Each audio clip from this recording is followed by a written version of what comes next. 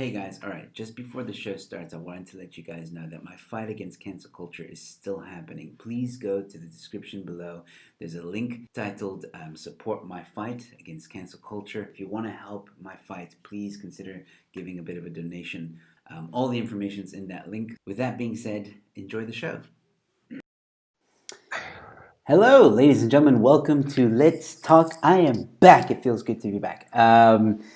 To somewhat a regular broadcasting schedule. As you can see with me tonight is Rayner. I hope I'm pronouncing that right. Am I pronouncing that right? Yeah, Rayner. yeah, Okay. that's right. It's an interesting name. I don't think I've ever heard Rayner before. It's a It's nice a name. surname. It's a Oh, common surname in England, okay. but All right. it's South Africa. People think my name's Rayner, and then they just they start speaking to me in Afrikaans. Yeah, I've heard Rayner. That I've heard. I think I might have a family member named Rayner. I think. Uh, Anyway, so we had a bit of a technical difficulty just before the show, so that's why we're a few minutes late. So please forgive us for that. But yeah, this is the first time Rainer and I are talking somewhat face to face. And yeah, dude, I guess I should ask, like, how are you doing? I'm good. I'm good. Worked really hard. Worked this weekend. Had quite a lot of stuff to get out that we have to get out by the end of the week. So I've just been working nonstop. I caught a little bit of what's going on in the world, and it isn't any less crazy than it was when I was paying more attention. But since yeah, a lot's happened since last week Monday, It always since I was seems last it talking. always seems to be like that for some reason. Like when you take a break, you're like, "Oh my word, what happened?"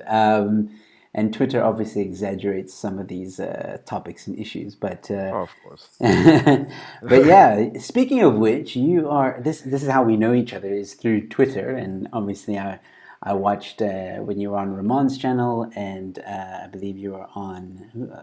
There was another channel you were on. Man Patria? Man Patriot, yes, that's correct. And I enjoyed both those conversations, by the way. Um, Oh, and we've been chatting on and off on Twitter, and that's how we were like, cool, let's have you on my show. Let's talk about an interesting topic. Now, I know you covered it with Ramon a bit, but I have questions of my own. And for I have sure. yet to have, I mean, I've had colored people on the show, right? And for any international people that might be watching this, that's not offensive in South Africa. It's not. No. I know that some international people are like, "Oh my word, what did he just say?" Some Um, people are trying to make it offensive and trying to make it a slur and say that don't call us that, but you can call me that. I but okay, proudly call myself colored. but now is that coming from the colored community or is that coming from outside the S- colored community? Some elements, so yeah, some people say that they would like to be referred to as mixed race, but I mean, if your parents are colored and your grandparents are colored, I mean, like, when did the mixing happen? you just, we've almost reached a line of thoroughbred colored people now. It's just a joke. Thoroughbred. Yeah, well, that's the thing, and that's one of the things we're going to talk about tonight. Is the idea of mixed race and colored? Is it the same thing? Is it not? And that's something I've for a very long time been very interested in talking to someone about. So.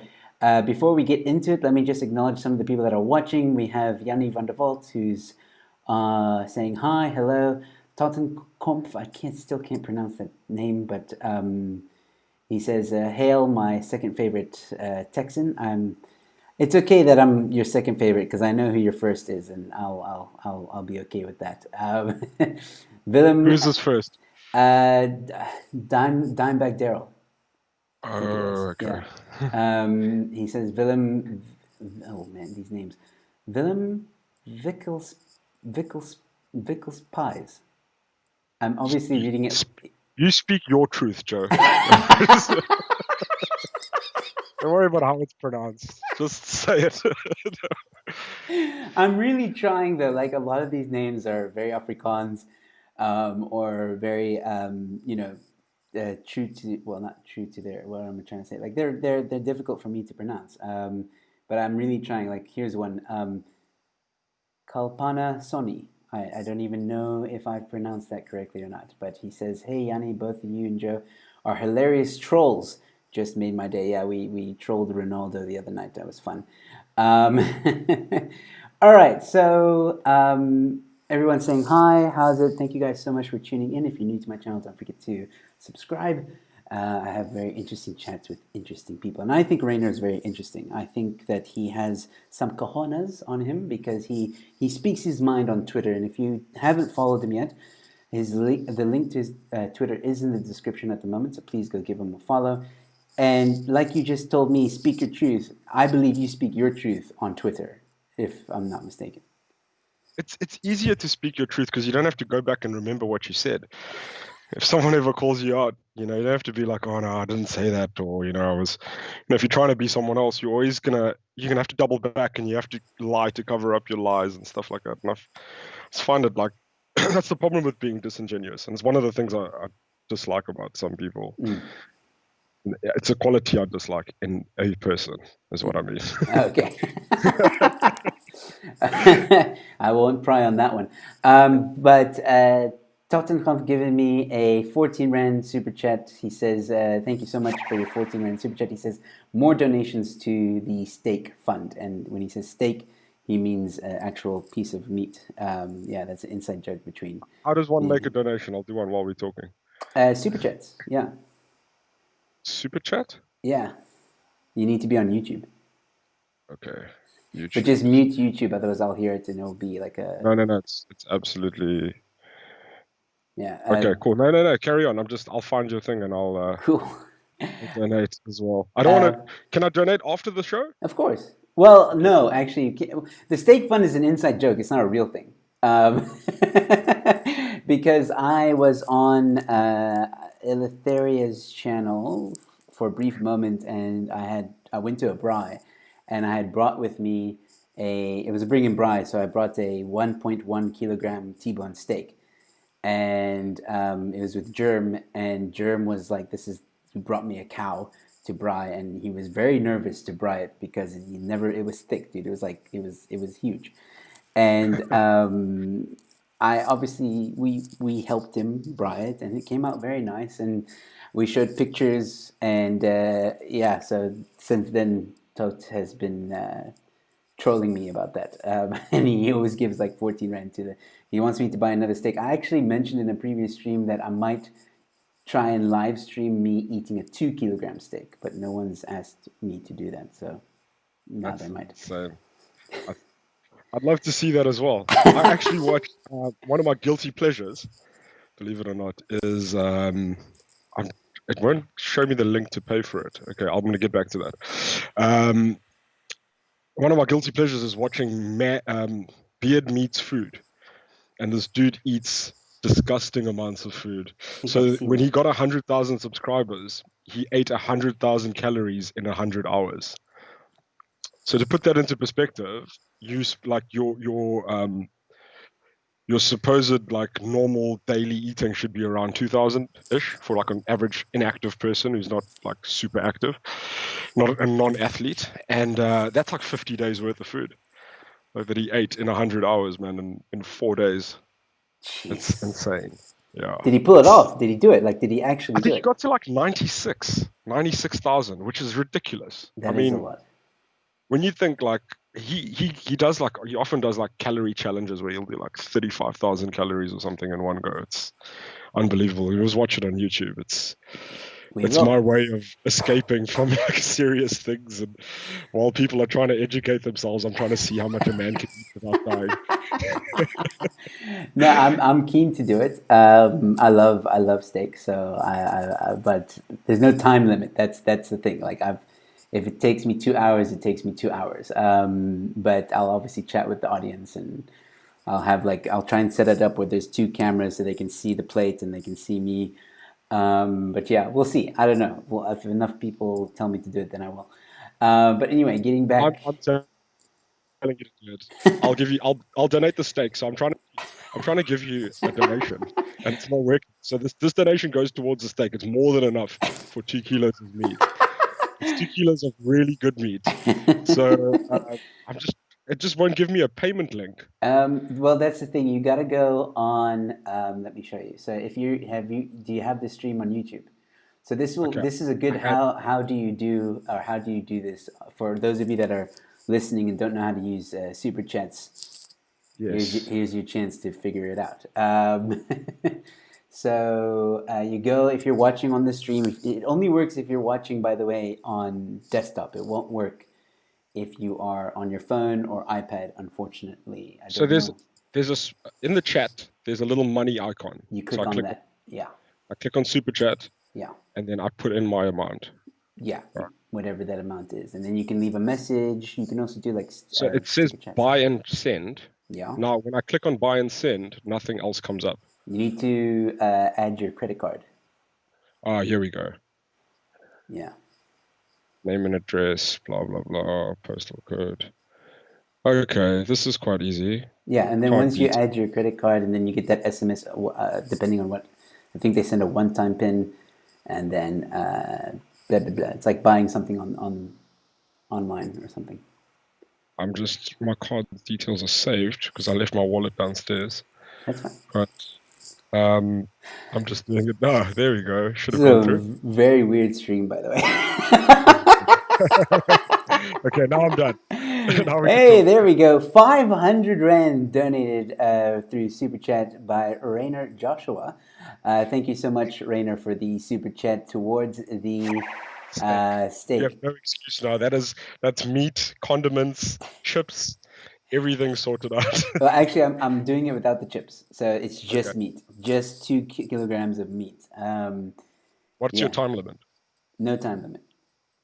No time limit. Okay. So you're gonna do a little bit of a time lapse in some parts of the video, I'm sure.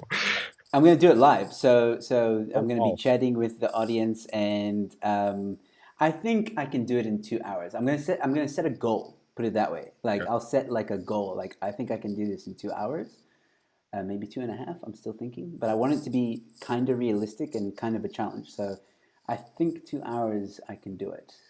Some people might disagree with me and think that's too long, and I should make it shorter. I don't know. But yeah, thank you, Rayner, for that. That's awesome, man. All right, so what were we talking about? Mixed race. Got sidetracked with food. All right, so my question is about mixed race. I think, and I could be wrong, but I've never had an honest conversation with someone about this. So this is why I'm really going to enjoy this conversation. So I think that if you look at me and you don't know me, you don't know me at all, you've never heard my voice or anything like that, I'm walking in Mitchell's Plain, you might assume that I'm colored, or Yeah. at least have a bit of colored in me, If, right? if you're walking around Mitchell's Plain, yeah. Okay, so it's only if I walk in Mitchell's Plain. Like if I walk in like a mall, you're not going to assume that I'm colored. If you were like in Umhlanga Rocks, I'd probably think you were a tourist. You look, yeah. All right, so maybe. Okay, cool. I'll accept the maybe. Well, I'm from Durban. You look like you'd be more like, Indian, Arab, Muslim. Yeah, so Arab. Okay, cool. maybe Thank you. Mexican. We don't see a lot of Mexicans, so you don't assume that. Yeah, I've Sometimes done you assume. Mexican before. That's fine. Someone once said that I look Korean. I don't think they know what Koreans look like. Um, that's weird. Um, It's a bridge too far.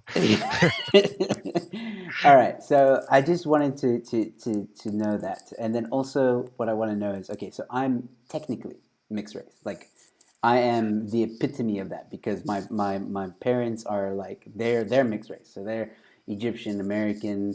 There's French. There's Greek. There's Spanish. There's Egyptian and there's South African heritage. South African, maybe not so much. I would say because my mother's side of the family immigrated when she was young. The only one in that family for siblings that is maybe considered South African because they were born here is her younger brother. Um, but other than that, it's really. I mean, I have the South African passport because she got it. She is a South African citizen, so I got it through her because her family is also South African. But Yeah, in terms of bloodline, maybe not so much. Bloodline, like I said, I'm all those other things. So that's mixed race because I'm a mix of many different things by definition. Now, colored though, some people refer to colored as mixed race because they're a mix of also different cultures, different tribes and ethnic groups. And in my opinion, surely with that definition, mixed race or colored, whichever one you want to use, could be the same. Now the question is the culture. And this is where we're going to get into the real meat of it now.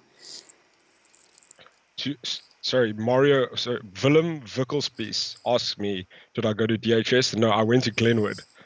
Don't ever say those disgusting things about me. That's our biggest rival school, DHS in Glenwood. So we hate each other. I just want to clear the air that I did not go to DHS. I went to Glenwood. Okay, so right. Go back. Yeah, so you said culture. Yeah, so I think it's a matter of culture, and I think that is where the big debate comes in because there's people we saw that on social media, like people saying there's no colored culture, which I personally don't believe. Like there's definitely a colored culture. So do you mind giving your definition of it? So I don't have a clear definition of it. So I'm both mixed race and colored. So my mom is like Cape colored culture, all of those things, and my dad is a mixture of Asian, Indian, Arab, that type of mix, and he's also mixed race himself. So they have quite a mixed heritage. So on both sides. So from me, I can see the clear distinctions between the two cultures. My mom's family, the two sides of the family get along very well, but they are distinctly different in the way. Yes, they're also regionally different as well. So my dad's family are from Joburg, mostly, and Durban, and my mom's family are from the Cape, Eastern Cape, Western Cape, and my mom grew up in a place called Buffalo Flats in East London, which is like a coloured township, and my dad grew up in Benoni, and they met in Durban, had us, and the rest is history. So I can see the clear distinctions between the two. Colored people ways of doing things, different food, different celebrations. Colored people often have huge 21st birthdays and massive matric dance before parties and after parties, and small things like that are just traditional, and that they've grown to become part of the colored culture. I know I've left out a lot of things, but there's even distinct types of food. Like, I don't know if you've ever seen some people post about cook sisters, because in South Africa there's two types of cook sisters, and one in the colored people that I know refer to them as Afrikaner cook sisters, the twisty ones, which are my favorite. In fact, it's one of my favorite things in the world. And then you get the Afrikaans one, which is the colored one, the Malay one, that is. It's more common among colored people, should I say, before I get hauled over the coals. And it's more like it looks like a fat cook, but it's sweeter, and it's got more of a cinnamony taste, and it's covered in coconut. I don't know if you've ever seen that one. Yeah, I've seen that. Yeah, you live in the Cape, yeah. So you must. I've tried it. It's so good. There's small things that colored people do that are just distinct to colored people. Their lingo and their way of talking, and the fact that we make fun of each other all the time as like a term of endearment. Something bad could happen to you, and your family will give you a nickname over it. Something really bad, like when it happens, obviously it's not a laughing matter, but for years afterwards, yeah, like for example, you'll get some kind of nickname that goes along with it, and that's common, and it's funny. Like when someone maybe loses a pinky because they're a woodworker or something, and then the whole family calls them Pinky. So my uncle, this is a good version of that. My uncle Gerald, he lost a hand, and a whole hand, and there was an advert for, I think it was DeFi, the brand, about a fridge, and it says I only use one hand, and they called them DeFi or whatever the brand was. And I'd never understood why, because the advert obviously predated my childhood. But there was a popular advert, and they called him by this brand name because the slogan was "We only use one hand," which is cruel. But like, no one really took it as abuse. People, that's just how we are endeared to each other. And I find it now, like we make fun of like my daughter's got like a whole bunch of nicknames, and I do, and my sister, and it's just like it's part of growing up colored. You make fun of each other and you do things like that. It's one of the things. I mean, I read out a thread that someone wrote on Twitter, and it's actually really good. And the first part of the thread was the best, and I'm not going to go and read the whole thing again because I read it on Ramon's show. Yeah, we can go But check it out. it says, like, if you're not a colored person, then you shouldn't have an opinion on whether colored culture exists or not. And I think between colored people, sure, we can debate that and what you think it is and what my experience could have been, because I grew up in Durban, so I didn't have too much of the Cape colored influence in my everyday life. I don't even speak Afrikaans. My mom's first language is Afrikaans, and I mean, one of her biggest disappointments in life is that both of her kids don't speak Afrikaans, like as a full time. And we just didn't grow up in the environment. Like, we didn't grow up around her family, so my experience as a colored person is different. I mean, not all Indian people are the same. I've got Indian family, and not once have we ever that side of my family ever celebrated Diwali. Not once in my life. I've never ever celebrated it. I've celebrated it with friends, with Indian friends, and even though it's part of the Indian tradition, it's not every Indian person subscribes to it. And I think that goes for every single culture in South Africa. There might be a large number of people that subscribe to it, to certain aspects of it, but it doesn't mean that every single person has to follow it. I agree with you 100%. I mean, I've lived in Egypt as well, and other various parts of the world, and you definitely don't have to subscribe to a specific kind of culture. There, even Egyptians, it's a very Islamic state or country, but you get different levels of that. You get different people that will practice different things. Some of them are a lot more traditional, and others aren't. And it's the Yeah. same in any other culture, really. Okay, so what I want to know now is the following. You said you guys go big with birthdays, right? So it's obviously specific birthdays, like this Sweet 16 is a big thing, right? Yeah. 21, probably a big thing, right? 18, I think, is a big one. 18, okay, 18. Yeah, I think South Africa, it's more 18 than 16.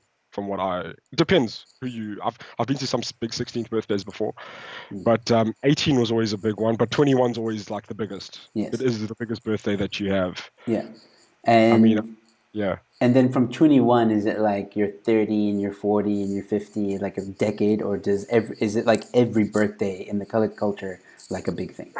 No. I don't get involved. I think maybe within your immediate family it is. Like, my mom's birthday is coming up, and we're all just planning something nice, and we're gonna do something for her because she's like the backbone of our family, and it's something we do on a small scale. But like, when she turns 60 next year, we're gonna do something huge and invite all of her cousins and all of her sisters that are still around, and her family. And she did correct me from the last stream. She's one of 6, not one of 7. I didn't know that.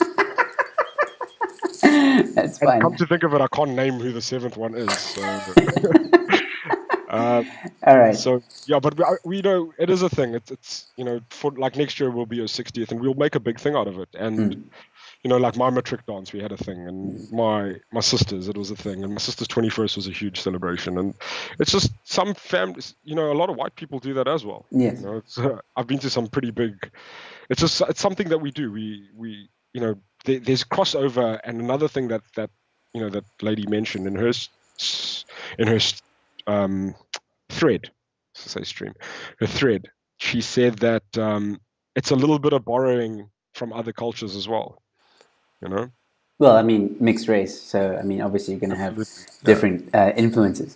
But is there something when you guys do a birthday, right?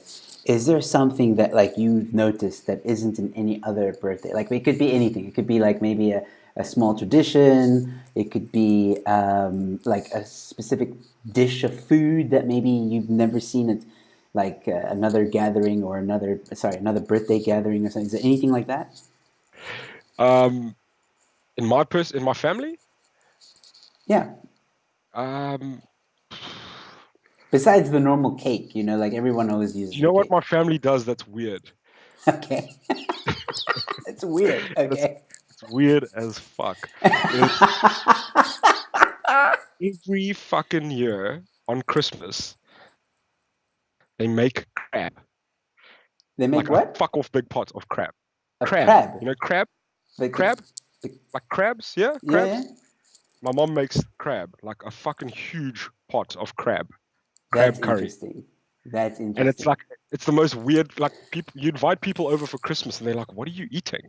Like, why does everyone have a pair of scissors at the table?" It's like- Yeah, and where's it's a the bunch of people crackers? with like there's grease like all the way up your arm like this, and your fingers are like yellow, and um, and people are wearing bibs, and everyone's got a pair of scissors, like kitchen scissors. Like But there's six pairs of kitchen scissors around the are table, and people are cutting their food with a pair of scissors at the is it table. Christmas themed?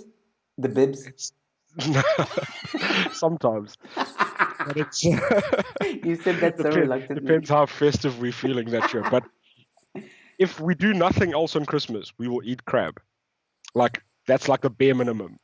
There's always Interesting. other stuff, but crab is like a mainstay of Christmas. Is there And it's gammon? been a thing, and I didn't know this until I started spending Christmas at other people's homes.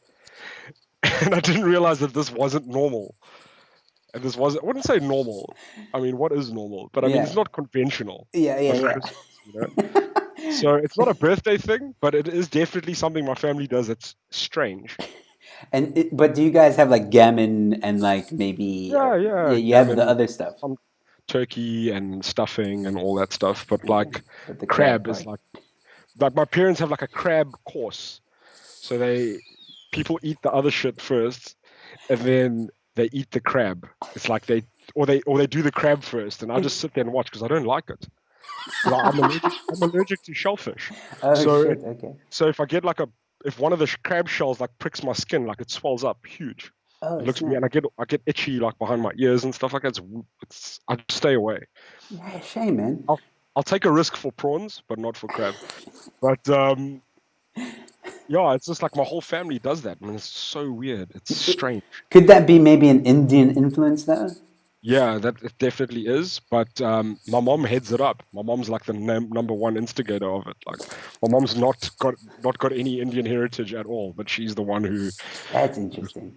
yeah, and she cooks it. It takes like a day or two to cook, and yeah, it's like my dad. It's like a whole thing. Like they plan it weeks in advance. It's insane. Well, Yeah, it's like the but that is Americans strange. when we do Thanksgiving. Like we have the turkey, but that's planned. Like we got to find the right turkey. It's got to be a huge turkey. The bigger the turkey, the better. You're like the big guy. Like if the bigger your turkey, the more amazed people are. There's even like turkey competitions in America, like for the biggest turkey. Um, Yeah, and yeah, so that is super interesting. Okay, it might not be a color thing, but again, maybe the mix of cultures is a colored thing. You know what I mean? exactly. Maybe that's why it's so hard to pin down and just be like, well, if you're colored, then you do this, or if you're colored, then you do that. Like, yes, I'm sure there's certain aspects of colored culture, like, okay, I don't know. To me, there always seems to be a common thing with cars. You guys like cars. Golf Mark ones. Those are like the big thing, right? But here's the thing. Every colored person has a family member that bought a Golf Mark One and did some kind of fucking upgrade to it or whatever you like, modified it in some way. And they always tell you this shit like you're interested. And you get to the house and you're like, hey man. And they're like, have you seen my car, bro?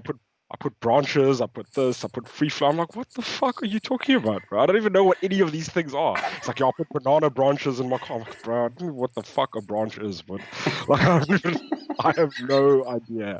Like, I don't know what your filter does. I just know that every 15,000 Ks, take my ID to the dealership. It gets serviced, and it comes back, and it's like, here we go. Like that's how it goes. But it's, that's what they're into, and like every colored person will tell you that they've got one distant cousin or someone that they know on a personal level that has a Golf Mark 1 that they thought they were going to turn into a fucking Lamborghini.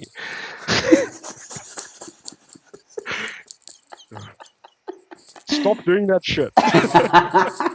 It's dangerous. Your Golf 1 is not meant to go 300 kilometers an hour. Totten gave a 14 rand super chat. He says, dude, you gotta have a proper Gatsby. Gatsby? Is that a colored thing? In Cape Town, I think. Okay, that's interesting. So you see, there's an Indian take on Gatsby's in Durban, that a shop, every Durban child who's lived the party and done the nightlife, it's like a rite of passage. There's a place called Johnny's Rotis in Overport, which is like this Indian area, like in the center of Durban, and towards the center, and they open 24 hours, and they do Gatsby's, but it's in a roti, like you know what a roti is, but it's in this massive one like this, and they roll it up, and it ends up being about that thick. It's full of chips and meat and all sorts of stuff. So it's the Durban version of a Gatsby, but you cannot eat it sober. It's got a completely different taste, different texture. It even has a different price when you sober.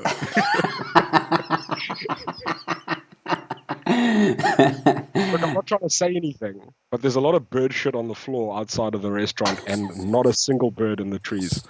So I'm just putting it out there. All right, well,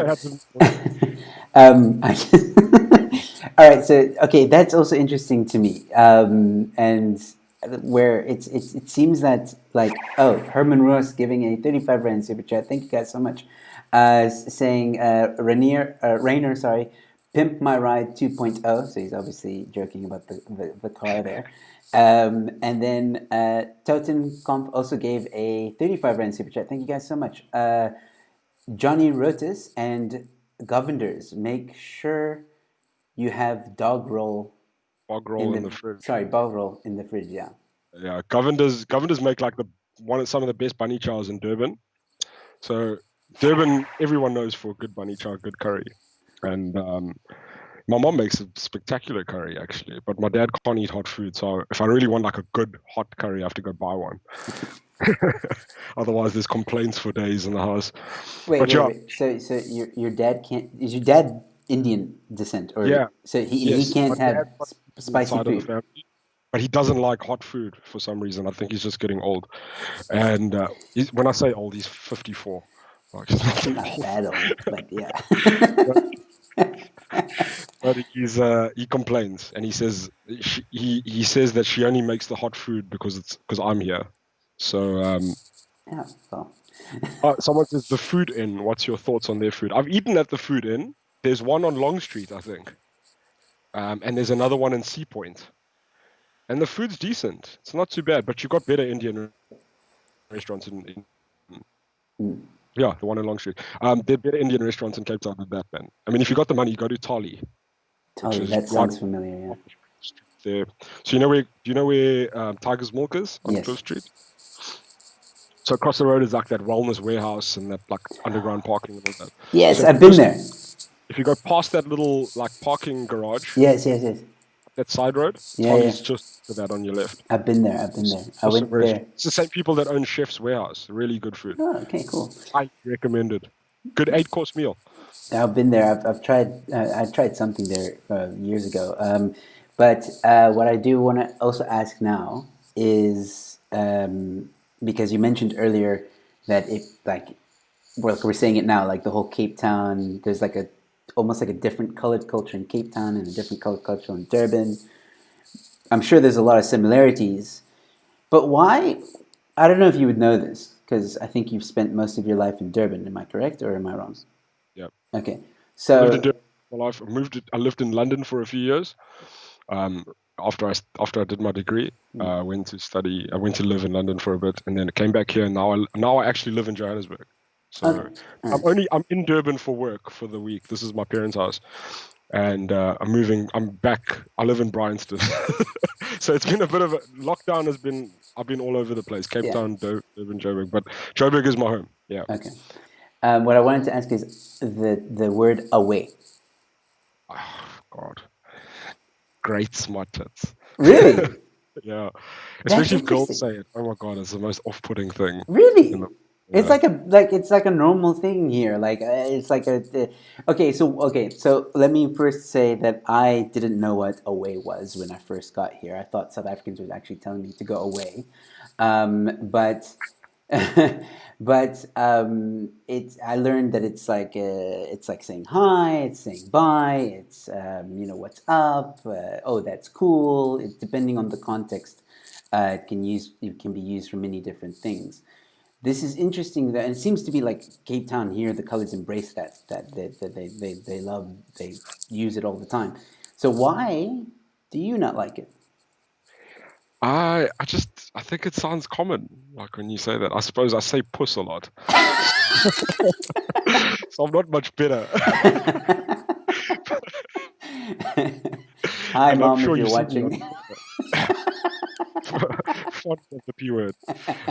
It also gets my point across. And when I moved to Johannesburg, because not a, there's more Afrikaans speakers in Johannesburg than what I'm used to in Durban.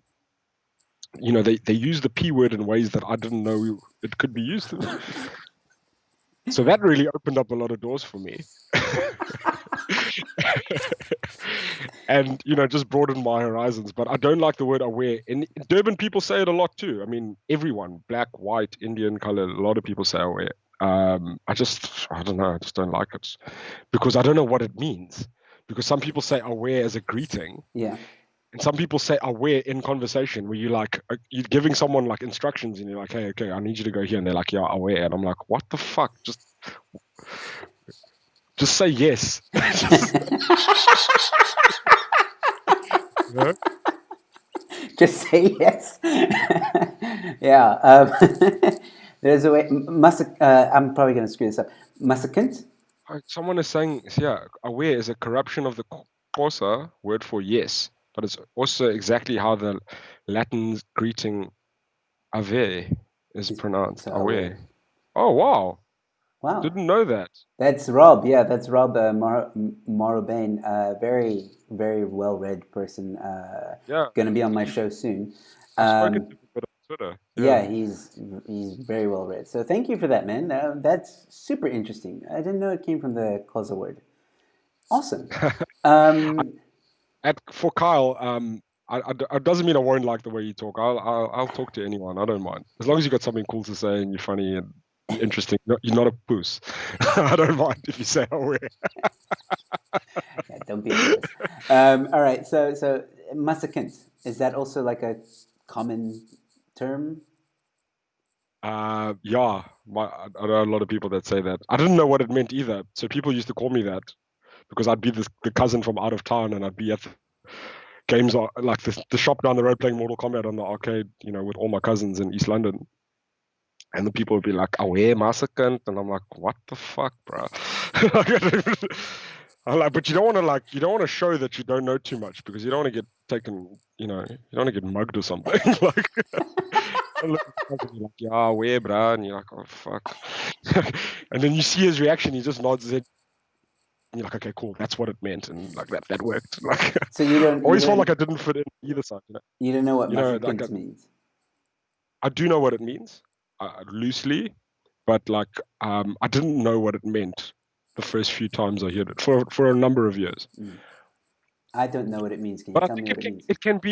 it can be used insultingly, and it can also be used, endearingly as well. Mm. I've heard it in different ways. I suppose, I mean, yeah, you can use pretty much anything in an insulting way and in a good way. Does it mean like my friend? Because that's how it kind of comes across. Like, hello, my friend, my Yeah, pal, my bro, type of thing. it can be. I think Okay. it's all context. Hmm. Well, I So don't like, I don't know it in a negative context. you know, I think when someone's trying to be a bit condescending. Oh, okay. I see what you mean. Okay. That makes sense. That makes sense. All right. See, this is the thing, though. So in Durban, you obviously get those words too, right? Okay. Yeah, it's sort no, no. No. Colored people here aren't. There's not a big Afrikaans-speaking colored community in Durban. Okay. There are some, but they're all expatriates from the expats from the Cape, so they've moved over, like my mom, and most colored people in Durban don't speak Afrikaans as a first language. They've got a completely different colored accent as well. Really? So it's not that.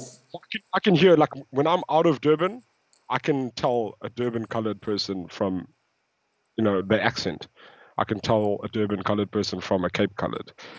But when I'm outside of Durban, I can't tell a Cape colored from a Joburg colored from, like, I can't, like, there's some differences, Wow. but like colored people whose first language is Afrikaans have a more similar accent than colored people from Durban who don't speak Afrikaans, if that makes sense. That's super These interesting. are just fucking observations, that I've Yeah. made. I've got no scientific basis behind any of it. Could all be absolute horseshit. No, well, you've traveled, you've been But around. You these again, are these things that I've observations. noticed and I've picked Yeah, up. yeah. Yeah. But I haven't been very much out of Cape Town, so this is why I'm asking these questions because I don't know. And like I've been to Durban very shortly, like for like not even a night. It was like I was going on a cruise, so like I was in the port. I didn't go into Durban. I didn't explore Durban, and same with Johannesburg. I was there for just a weekend. I didn't really explore too much Johannesburg. But hopefully in the future, I will be able to explore these cities a bit more because I do want to. Yeah. Okay. Cool. So language more or less How long have similar. you been in South Africa? 13 years. And you haven't been to Durban or Johannesburg properly? I don't know 13 what years is to a long say. time. I've been around in Cape Town. Like I've done a lot in Cape Town. But I unfortunately haven't been to Joburg and Durban like properly. Like I want to spend at least a week in both cities and really see Uh, the culture and everything. you married, right? Yes. Yeah. I mean, if you guys want to come to Joburg, you're welcome to stay with us. I Oh mean, we wow, got a thank spare. you. It's decently kitted out for these purposes because my girlfriend and I are both we're not native Joburgers, so we both have family that live out of town, and we have a spare room for anyone. So I mean, if you guys want to come and spend some time in Joburg, please hit us up. Don't ever feel like, just I, feel you're I always welcome, man. I do need to make missions to Joburg at least. There's people that I've been getting invites all the time. Like, oh, next time you're in Joburg, please come by, please come by. So I might spend 2 weeks there, which Yeah, I'm we more can go. than happy We to can go to do. the shooting range with Ramon. Yes, we must do that. Do Absolutely. the Kyle Rittenhouse challenge. Yeah, and Yanni Yeah. Vanderbilt. He's also a big gun enthusiast. So I definitely want to do that. All right, so let's see. The main thing I want to ask, right, is and I think we kind of touched on it now with this whole idea of mixed race and colored. Yes, there is a colored um, almost if a foundation to the culture, if I can put it that way. There's certain things that every colored might experience or do or act in a certain way. But what I've noticed as well is that as we've just now had in our conversation, there's also a lot of differences. So in a way, mixed race can be considered colored, but colored can't be considered mixed race. Is that what we're saying? I think it's the other way around. Other way around. So like Trevor Noah, I don't say he's mixed race. So I'm mixed race and colored.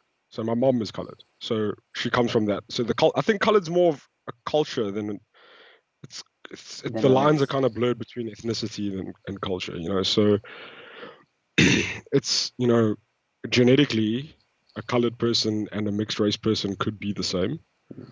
They could have similar bloodlines, but I think culturally mixed race and colored are separate. So take Trevor Noah, for example. Um, Mom is Xhosa, I think, Yeah. and dad is Swiss. Mm. and where in what like part of his upbringing would he encounter colored culture if he grew up in Soweto? And his dad obviously lived in a white area, I'm assuming, because he said he used to travel between homes, so and have his Swiss family. I mean, at what point does one encounter the awares and massacres and all that stuff? Where does he come across all of that? Where does he interact with those people? I mean, I didn't grow up around it all the time, but it was part of my family and it's part of my upbringing. And my mom always, my mom's a very proud colored person and wears the badge with honor. So Trevor Noah to me is not colored. He's a mixed race person. Like I don't, and I can't speak for everyone because I mean, colored people look.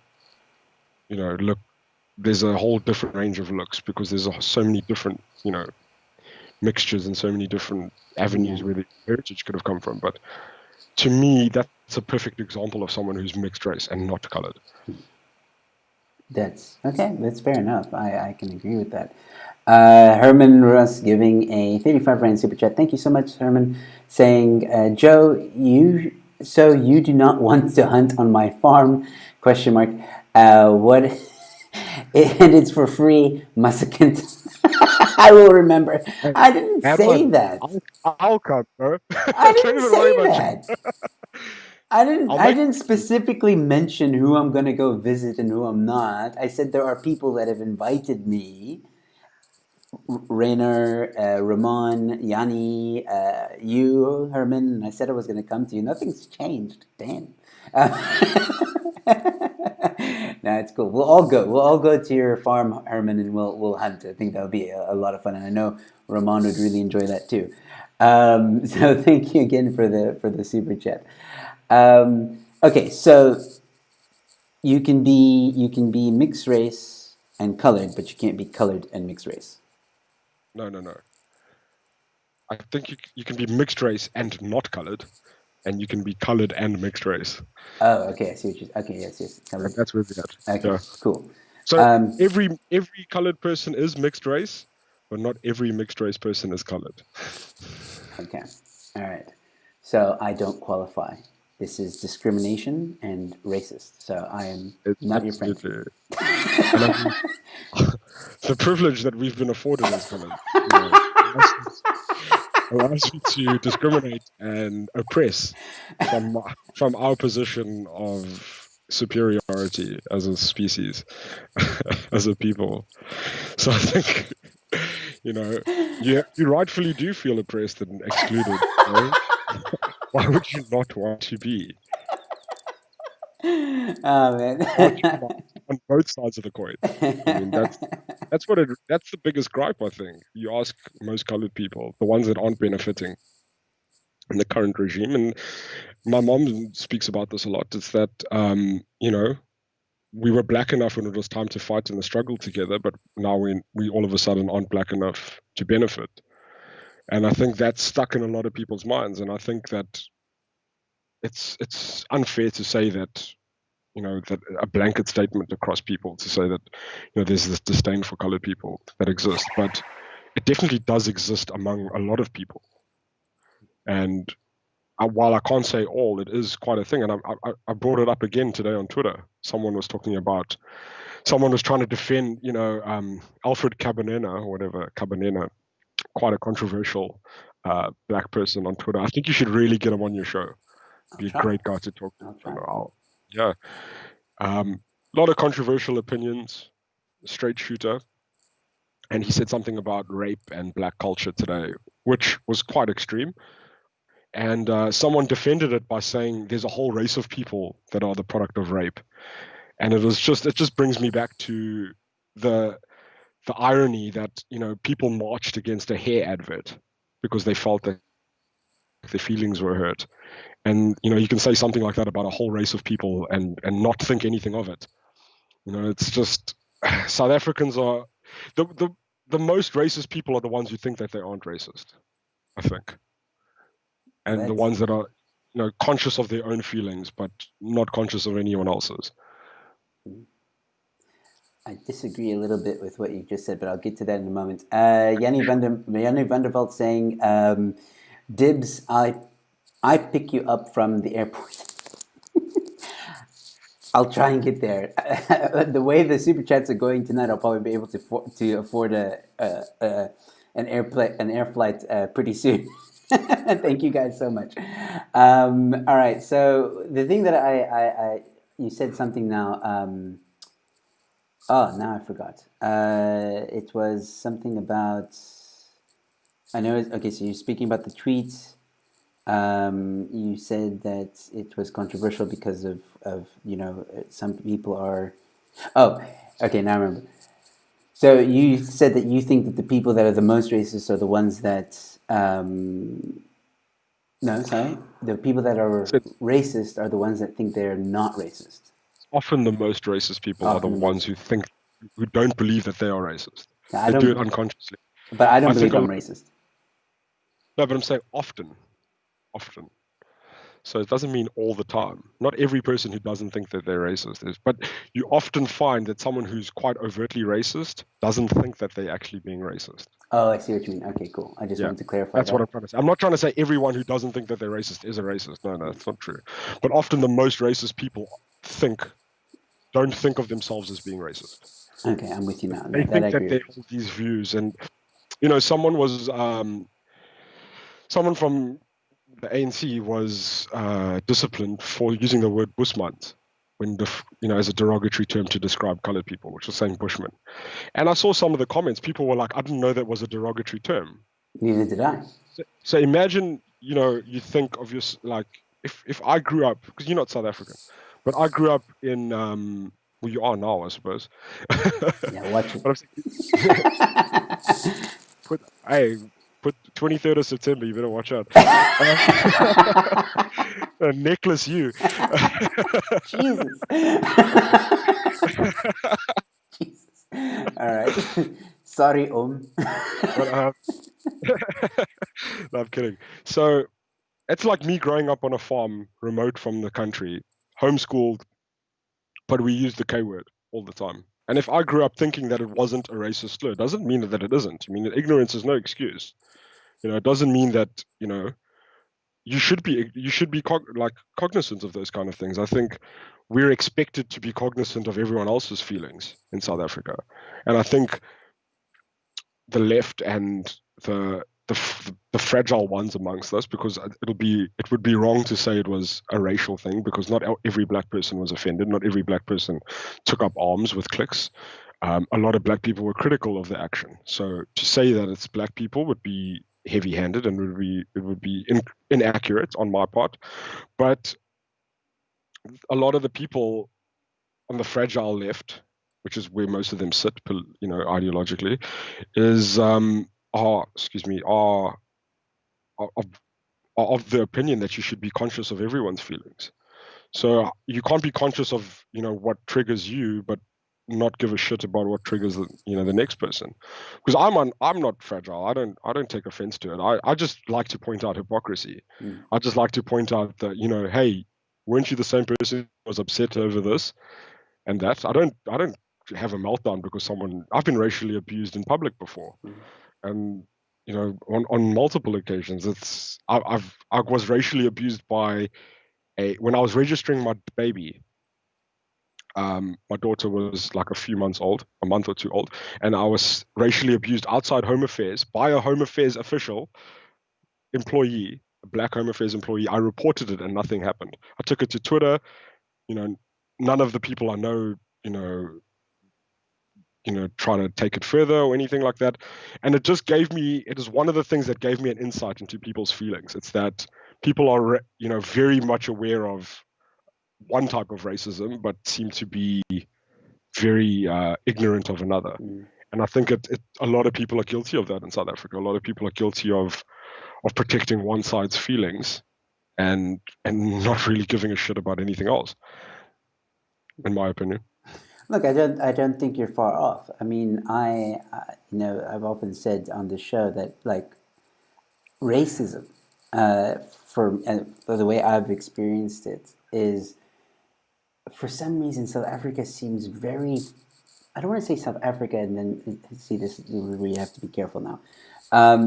What I mean is this idea of black and white and colored and all these different groups of people and the narrative that is being spewed by the ANC and media, social media, mainstream media, only like it's difficult to explain, but it's basically like I remember a time in my life where I really didn't care what color of skin or whatever the color of skin you had on you. I really couldn't care less. I treat everyone as decently as possible, how I want to be treated, and with respect and dignity, no matter where you come from, no matter what class you are, no matter what disability you may have, it's about respect for my fellow human being. And only in living in South Africa did I feel forced to acknowledge racism in the sense of not that I'm racist or anything like that, but I noticed that it's a big thing. It's like a big, big thing. And case in point with clicks, it's like people want to see the racism in that to a certain degree. And it's highly debatable if that was a racist thing or not. I do think that maybe they could have done it differently, advertised it differently, to get their point across. But and it was a little bit insensitive, I think, definitely. But to now label Clicks, the entire organization, as racist and have this whole big thing, like you just mentioned, and like people on Twitter have been mentioning, and a lot of influential people have been mentioning, we want to make this big hoo-ha about Clicks, but yet there's 56 murders a day in South Africa. There's rape every day in South Africa. You know, there's gender-based violence every day in South Africa. Why aren't people making as big as a fuss of that stuff? You know, and it's weird to me that South Africa is so focused on color. Yeah, South that's Africa is focused on virtue signaling and victimhood. It's not about color. Color is just the easiest thing to point to. Color is the easiest thing that you can identify with. It's something you're born with. It's something you can't escape. So it's about being strong in a group. And if you can point to your oppression, you can make excuses for everything that you haven't done in your life. You don't find successful people who've made it on their own and who've been out there and have fought the struggles and gone through hard times and, you know, come across all kinds of different people complaining about these things, no matter what color they are, no matter what race they are. I've been through some serious ups and downs in my life, like business-wise, been absolutely broke. I've been in really good positions where I've occupied like amazing roles in corporate world, and I've built myself up, you know, as an entrepreneur. And I've been through a huge journey, and I can tell you, I've had excellent experiences with people of all colors. And I've had good business relationships with white people, black people, Indian people. I've had bad experiences with all of the same as well. So I don't hold those views. It's the people that have, I find, the people that have stayed in their box and the people that have not ventured out and the people that have stuck to the herd and the people that have not made sacrifices and had to do what the rest of us have had to do to put food on the table and are happy to accept handouts and are wanting to get a leg up over someone else because of the color of their skin or before they feel entitled to it. A sense of entitlement is that people who have that sense of entitlement feel like their feelings should be protected at all costs, and they feel that victimhood is some form of social currency. And the more oppressed you are, the more of the currency you have. So if you know, that's why you see a lot of, you know, this whole gender movement of people identifying as one of these 24 genders. You know, everyone wants to be more oppressed than the person next to them because it's a form of social currency at the moment. And so this is my take on it. And I mean, I'm no sociologist or anthropologist. I have no fucking clue. But this is just from my experience, is that people want to hold on to victimhood more than anything else. No one spoke about the fact that the market, Unilever, has a strong BEE. My mom worked at Unilever, doesn't work there, but worked at Unilever for nearly 40 years. Their BEE policies are strong when it comes to advertising agencies and contractors and you know, outsourcing those kinds of things. So the Tresemme advert went through a black marketing team at Unilever through a black agency. So you're telling me that it was a entirely white experience from inception to percep to being perceived by the public? Absolutely not. That's absolute bullshit. It went. There are black marketing managers at Unilever, and the Tresemme brand definitely, I can say this without even looking it up, definitely has people of color in management. It went from there to a company that's chosen on a BEE status that will not be a supplier to Unilever without a strong BEE certificate or status. And it went to a company for a company that is 60% black owned.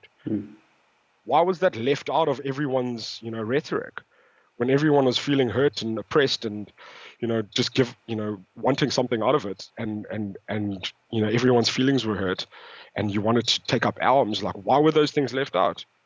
Where was the blame there? I mean, everyone just went on the attack, but I mean, it passed through a lot of black hands before it got to our eyes. And I think it's just selective outrage. It's an outlet for a lot of people's anti-white feelings. And I'm not afraid to say that. I mean, I don't have a horse in this race, but that's what it is. It's a lot of people look for a reason to air their anti-white feelings, and they've got them all like held up inside and balled up, and it's fucking unhealthy to walk around with all of that hatred in you, man. Yeah. And they wait for opportunities like this. They look for opportunities like this to pounce. And to them, that is a win. That's, let's destroy something. It's a win because it's easier to destroy shit than it is to get up every day and make sacrifices and put your pleasures last so that you can create a life worth living. And nobody wants that. A lot of people don't want that, should I say. Not nobody. There's lots of people out there doing it. Like, we were just discussing, like, the school my daughter's going through. It's like, my rent in my first apartment was like a third of what my daughter's school fees are. Like, but we do that. So I drive a small car, and I don't have a car, like, expenses. I make sacrifices to do that. Some people don't understand sacrifices. I drive a Polo so that my daughter can go to a good private school. Like, some people don't want that. They want to have, the most indebted thing that they can have so they can look successful instead of trying to work there to get there. Just giving you an example. Like, that's a lot of people's mentality. And that's why it's easier to sit back and be a victim than to say, hey, no, I'm actually going to fight against this. Even if the system is racist, get up every day and do it. Get up, show up, because other people of color are doing it. Yeah. No, it's not about color, it's about victimhood. Yeah. That's the main thing. Dude, I felt like putting a South African flag waving in the background while you were saying all that, because, like, it's so, you nailed it. And, like, people in the chat are saying preach. You're speaking 100% but from Bradley Galbraith. Precisely, Rayner, you, just like you said, like, there are people that agree with you, and I think, I really encourage anyone watching this to please go follow. If you agree with what Rayner's saying, please go follow him on Twitter. Yes, what you see now is pretty much how he is on Twitter, which is great. He just says it how it is, and I think there's a lot of people that agree with you. Gentle Inflatable saying true, Kyle saying with you. Applause from Dodgy Idealist. Yeah, man. Like, maybe we should start a campaign, Rayner, for president. I don't know. Hey, look, there's like, I don't understand fiscal policies and all that shit. I just know, like, what brings in money and what turns people away. Exactly, and like, look, you touched on a lot of things that I think a lot of people might be thinking and believing. And I can't add to it because you nailed it. I completely 100% agree with you. Victimhood. There is this sense of victimhood in South Africa, and look, there's a narrative obviously being spewed out by the mainstream media and ANC, and it's twisting some. Unfortunately, some people buy into it. But for the most part, I do believe that most people just want to live and do good things and provide for their family. Just like you said now, like, most people, I think, do want to work and just provide for their family and live life and buy a house, send their kids to school, all that stuff. Most people just want to live a good life. Unfortunately, race baiting and these racial tensions can get in the way and I think confuse people. Absolutely. Um, It's also it's people look up to our leaders, and when you've got leaders as morally bankrupt as the ones that we have, it creates it's terrible. I mean, you create generations of people who feel like they one are owed something, two don't have to work because don't even try because the system is so racist and it's so geared against you. That's fucking bullshit, man. Like my family, like my dad's side of the family, were entrepreneurs during apartheid. My grandpa was a businessman long before BEE was even a fucking thing. And that's why I hate it when people say, yeah, BEE is necessary and this is necessary, because I've seen it work without it. It's not about BEE, it's about being good at what you do and providing value. And BEE takes the shine off the value that you provide as a business. So if you get told that it's only it's you're oppressed, you're this, you're that, because they want to keep you voting in the right direction and voting for the right people so that they can keep fucking you and they can keep oppressing you, you know, then you've got bad leadership, and you can't blame someone like that for being hateful because that's all they know. The people that they trust are putting that in their ears. And this, I'm sorry to say, and I'm like, I spoke about one thing and bring up the next thing, and this is a relic of apartheid, and this is what we're dealing with. This is what apartheid has left us with. People don't trust white voices. A lot of people don't do it. Whether you're speaking sense, whether you're speaking, the absolute truth, people just have it in them that they don't trust them because this is what white people did to us. well, And my dad cases. and I were having a conversation about it last week. So we left, and it's you can say yes, some critical thinking would show you that that's not true. Absolutely, I don't disagree with that at all. Obviously, anyone who puts some thought into it and looks at what the ANC is doing will say this is lies, this is rhetoric, this isn't what's happening. But if you were taught from the time you were a kid that this is what white people did to us, this is how we had to live. We had to live and shit in fucking holes, and we had to go to school under trees and all that kind of shit because of this color of our skin. I can fucking guarantee you that you're not going to trust a person, a white face, no matter what they're saying to you. No, absolutely. So this is something that we're left with. The problem is we've got these morally bankrupt leaders that are putting this shit into people's heads that the problems we have now are still the problems of the past. And that's what I have a fucking problem with. Is that we don't have proper leadership, we don't have proper guidance and mentorship. And 67% of people are growing up without fathers. So who do you look? I mean, I don't care what the left has to say about the nuclear family is outdated and it's bullshit. Fuck off. That's not true. Everyone needs a father figure in their life. And for the people that grew up and did well without one, fucking kudos to you because it's fucking difficult. But fact is, you've got a lot of fatherless people, a lot of people without guidance. They cling on to things like this. They look to leaders for guidance, and when you've got leaders speaking absolute shit so that they can keep lining their pockets, is why we end up in this kind of situation. Yeah. No one's sitting down with them and saying, "Hey, dude, you know what? If you just worked, you put some consistency into it. You just got up every day. You showed up. You saved your money. You didn't go and spend it on booze on the weekend every week. Put a little bit away. Save up. Start your own business. Be a bit enterprising. You can get somewhere. Not everyone's born with the same set of circumstances. Not everyone's born with the same opportunities. I absolutely privileged. Like, went to a great school. I went to a private school. I went to I went to a private university. It wasn't like it wasn't hard in that way. And I can't go and say that someone who grew up, as their mom was a domestic worker, had the same opportunities. I mean, they should just make the same choices I did. That would be completely, unfair to say that. Yeah. But when you don't have guidance, when you've got people telling you that there's no hope for you because white people took it away from you, and that all you're seeing around you is only the people that are connected making money, you tend to become apathetic towards your own situation, and you cling on to things like these crazy ideologies. And I mean, for anyone to think that it's just a case of open your eyes and see what's going on, it's bullshit. It runs deeper than that. Yeah, it does. Okay, so I have to get going because I do have a show at 8:30 again. So I don't mean to cut you off or anything like that, but I just want to No add. worries, man. I just want to add to what you were saying. Now it was a good example of what you're talking about. Is Gareth Cliff earlier in the lockdown was wrote that letter about the economy, and we should be careful, and the lockdown's going to hurt us, and da da da. And then a month or two later, I think it was Vusi, or I can't remember the guy's name, but he was a black. September Choir. I think so. He was a black. A really, really successful dude. Yeah, he's Yeah, like one of the under 30 like multi-millionaires in South Africa. He's a beast.